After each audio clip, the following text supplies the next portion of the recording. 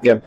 Chicos, bienvenidos. Estamos en el 7º capítulo de Jurispod. Hoy nos encontramos con el abogado Maximiliano Mori, que es abogado litigante y nos va a explicar más o menos de cómo es esta nueva legislación sobre el divorcio administrativo. Maxi, bienvenido. Primero que nada, me gustaría saber, bajo tu punto de vista, cuál es la diferencia esencial entre lo que es el divorcio administrativo de lo que es el antiguo divorcio judicial. Bueno, muchas gracias primero por la invitación. Un placer estar acá y compartir con ustedes este momento. Para más o menos adentrarnos en lo que es el divorcio judicial y el divorcio administrativo, hoy el divorcio judicial está regulado en el Código Civil y Comercial de la Nación. Él mismo prevé la figura jurídica del divorcio a los fines de producir lo que es la disolución del vínculo matrimonial.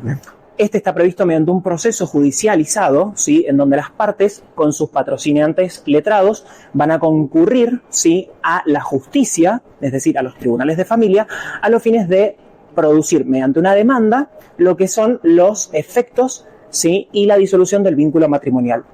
La diferencia sustancial en el divorcio administrativo es que este se va a presentar en el órgano administrativo del último domicilio de donde ambos contrayentes, en ese momento, vivieron básicamente. Bien. Entonces, ¿este órgano administrativo cuál es? El registro del estado civil y capacidad de las personas. Por lo tanto, con la sola voluntad de las partes, se pueden presentar ante el órgano administrativo a los fines de solicitar lo que es el divorcio.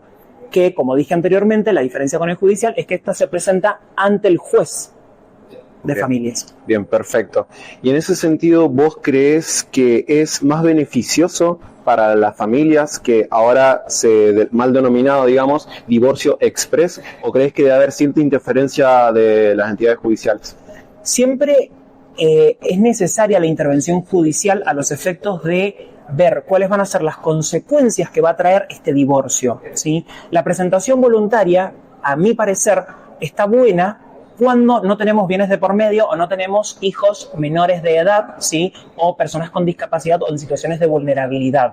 Si las personas no tienen bienes y quieren presentarse de manera bilateral y espontánea frente al órgano administrativo en este caso y pedir la disolución del vínculo, está bueno porque ahorramos tiempo, ahorramos lo que tiene que ver con la acción judicial, los costos de los procesos, los honorarios profesionales, que esto siempre es una carga para las personas que desean, en este caso, concurrir a la justicia a los fines de disolver el vínculo matrimonial. Perfecto, entonces. Bueno, pero también hay que tener en cuenta que cada juicio es uno. También cada parte tiene su parte a favor y su parte en contra. En ese sentido, ¿qué pasa con esas situaciones tan complejas donde sí se requiere una figura judicial? Y en ese sentido, ¿cómo podemos hacer esa división de bienes con la compensación económica para que ambas partes queden satisfechas? Bien. Tenemos siempre que partir de que la figura del abogado o abogada es imprescindible en todo tipo de proceso, cuando estamos hablando tanto en lo judicial y en este caso esta figura que se quiere incorporar desde el punto de vista administrativo. Los operadores jurídicos que hacemos un análisis integral de cada situación fáctica que nunca va a ser igual a la de otro cliente que hemos tenido. Siempre se vienen con cuestiones nuevas, más complejas o menos complejas, pero son distintas. Entonces, ¿qué nos puede suceder? Ante la presentación de un divorcio en sede administrativa, puede ocurrir que no se tengan en cuenta, porque la ley hasta el momento, este proyecto de la ley de base no lo permite, no se ha establecido y no se ha redactado de esa manera. ¿Qué sucede, por ejemplo, con el régimen de alimentos? ¿Qué pasa con la división de los bienes en el caso de que las partes, al momento de contraer matrimonio, hayan optado por el régimen de comunidad de ganancias? O también lo que tiene que ver con, por ejemplo, la atribución de la vivienda familiar. No son pocos los casos en donde la mujer se dedica a lo que es el cuidado de los hijos o también a lo que tiene que ver con las tareas cotidianas del hogar. Entonces, el varón, en este caso, por ejemplo, puede haberse instruido, obtenido un título universitario, haber hecho un posgrado, haber avanzado en su vida económica y de manera personal, adquirir bienes, ¿sí? Entonces, en esa situación, la mujer se vería sumamente desprotegida y estaríamos en una situación de desigualdad completamente en donde el divorcio administrativo no prevé la posibilidad de que ella pueda reclamar en el mismo momento, por ejemplo, una compensación económica. Entonces, el trabajo de los abogados va a judicializarlo posteriormente a esta situación. Entonces, por un lado, si los efectos del divorcio son, en este caso, indispensables, claramente la persona va a necesitar un patrocinio letrado y concurrir a la justicia de todos modos. Entonces, Si estamos hablando de disolver el vínculo matrimonial, buenísimo, se va a disolver, perfecto. Bien. ¿Qué pasa con las consecuencias que esto además nos va a traer a nosotros los abogados? Por lo tanto, si partimos de la base de va a disminuir los costos, los honorarios profesionales, no va a pasar eso, porque nosotros vamos a tener que entrar a trabajar sobre lo derivado de ese divorcio. Bien, perfecto. Ahora, nosotros ya sabemos que padre o madre o la pareja en sí misma busca el divorcio. Sí. Nosotros ya sabemos cuáles son los derechos de esas partes. ¿Cuál es el derecho de los niños? Estos derechos, por ejemplo, el derecho a ser oído, va a seguir siendo resguardado, se va a seguir velando por el derecho de los niños a poder tener cierta incidencia en lo que es la decisión judicial. No se prevé de esta manera. El derecho está bajo una luz o bajo una visión constituconvencional, se le dice, en donde el derecho a ser oído es un derecho no solamente receptado por nuestra ley local y nacional, sino también por los derechos humanos. Entonces, en este caso, el derecho, cuando planteamos el derecho a divorciarse, en sede administrativa, no se va a permitir a la escucha del niño o adolescente en este caso, no se van a tener en cuenta las consecuencias jurídicas que va a traer este divorcio. ¿Qué pasa hoy? Nosotros tenemos el divorcio judicial, en donde claramente en la demanda de divorcio se acompaña un plan de parentalidad, la propuesta de cómo se van a distribuir los bienes entre los futuros excónyuges. Y en ese plan de parentalidad justamente vamos a tener en cuenta lo que son el régimen de comunicación, los alimentos, las necesidades básicas de los niños o adolescentes. En el caso de que tengamos una persona con discapacidad, cómo se va a proceder, cuál va a ser la cuota alimentaria que se va a fijar. Entonces, veríamos vulnerado, por supuesto, los derechos básicos hoy de los niños y adolescentes.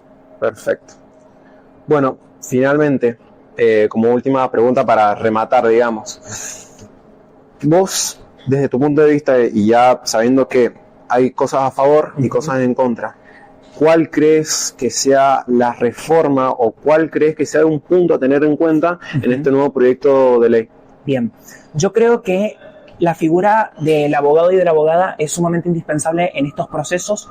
El conocimiento que nosotros tenemos y la formación académica que hemos obtenido a través de los años y del estudio, es indispensable ponerla en práctica en estas situaciones. Por lo tanto, yo creo que los abogados y los operadores jurídicos vamos a necesitar estar en todo momento. No son pocos los organismos que hoy tienen un área de legales, por ejemplo, UNETI, ¿sí? O en ATM, por ejemplo. Entonces, si nosotros partimos de que la presencia del abogado en estos casos no va a ser necesaria, pues vamos a caer en un error muy grande, porque en realidad, si tratamos de descomprimir los tribunales, ¿sí? Y las causas que llegan a los jueces de familia, no va a pasar.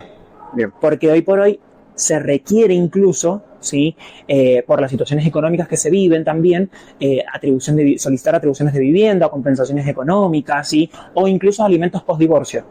Por lo tanto, yo creo que el proyecto de ley tiene un vacío legal muy grande en donde se requiere una redacción, incluso lo que hoy será el proyecto es vago. ¿Por qué? Porque dice en el órgano administrativo del último domicilio de convivencia de las partes. ¿Cuál es el órgano administrativo? La gente por lo general no se lo plantea. Entonces, tiene una redacción vaga y es poco profundo. Realmente necesitamos una redacción más concisa y concreta y que determine también la intervención del operador jurídico. Por más que sea administrativa y a los efectos solo del divorcio mismo, podemos plantear la posibilidad de que en estos casos incluso haya algún tipo de convenio que se pueda homologar, pero aún así vamos a concurrir a la justicia de todos modos. Por lo tanto, para mí es obsoleto. Bien. Chicos, damos por finalizado el 7º capítulo de Jurispod. La verdad, muy contento de tenerte acá en el podcast. Y nada, muchas gracias por vernos y nos vemos en la próxima. Muchas gracias.